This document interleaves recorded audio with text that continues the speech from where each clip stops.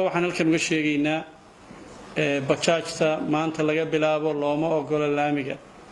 laamiga weyn looma ogola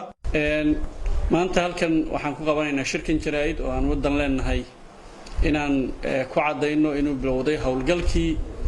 laga celinayay bajaajta inay isticmaasho wadada dhexe ee laamiga ah ee weyn ee ah tan magaalada bartankeeda marta ugu muhiimsan ugu mashquulsan gaadiidka waaweyn maraan wadadaas oo dib u habeyn lagu sameeyay iyo dayactir laga dhigay wado laami ah oo maxaa la yiraahdaa asfalti ah lagana ilaaliyay in loo sameeyo kadhadaha maadaama buuqeeda iyo saxmadeedu ay aad u tiro badan yihiin kadhaduna ay abuuraan saxmad badan kadib waxaa dhacday bajaajtu inay wadadaas si sharci darro ah u isticmaashay iyagoon loo ogolayn gaadiidkii ka shaqayn jiray ay ka saareen oo ah basaska kuwii ka shaqayn jiray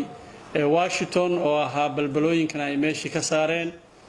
iyagiina ay fowdo noqdeen oo tarihii loogu talagalay midba inay maalin shaqaysto A iyo B ay ka boodeen ay badiyeen shilalkii iyo dhibaatadii magaalada dhexdeeda ahayd ay kordhiyeen jaamkii sida awgeed golaha deegaanku waxay go'aan ku gaareen in magaalada wadada dhexe laga joojiyo wadooyin gaar ah oo loo asteeyay oo ay garanayaan oo hore u isticmaali jireen ay isticmaalaan kadibna guddiga amniga gobolka ayaa go'aankaas oo kala soo saaray waxaan sameynay wacyigelin muddaanu la shiraynay guddiga bajaajleyda oo guddoomiyaheedu hadda nala joogo iyo bajaajta dadka haysta wacyigelin baan u sameynay idaacadahan uga gudbinay makarafoonaan ugu sheegnay si toosana waa ula fariisanay waxaanu niri wadada iska daaya arintaas waa suurtoobi weyday maanta ayaa waxa bilowday howlgal ay iska kaashanayaan degmada taliska ciidanka booliska oo taliyaha qaybta joogo traafikada iyo maxaa la yiraahdaa dhammaan maaragtay dadweynaha oo lagu ururinayo cid allaale cidii xadgudub soo samaysa waxaan halkan uga sheegaynaa bajaajta maanta laga bilaabo looma ogola laamiga weyn looma ogola laamiyadii loo xadeeyay wadooyinkii loogu talagalay iyo meelihii ay ka shaqayn jireen ayaa la rabaa inay ka shaqeeyaan haddii rabbi habeen iyo maalin howlgalkani wuu soconayaa cid allaale ciddii lagu qabtana tallaabo sharciya laga qaadaya haddii rabbi idmo waxaa kaloo intaa dheer taarikada waxay ku xirtaan horay ama way ka furaan baabuurkii aan taarika lahayn lambarka dawladda hoose ee dhinaca kaga buufsan lahayn baabuurka waxaa loo aqoonsanayaa baabuur loogu talagalay in dembi lagu galo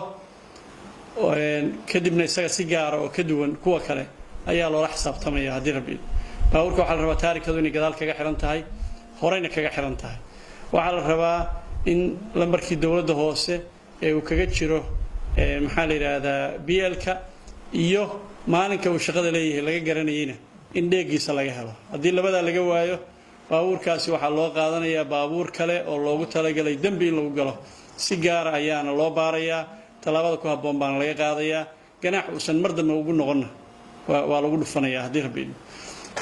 waxaan kaloo rabnaa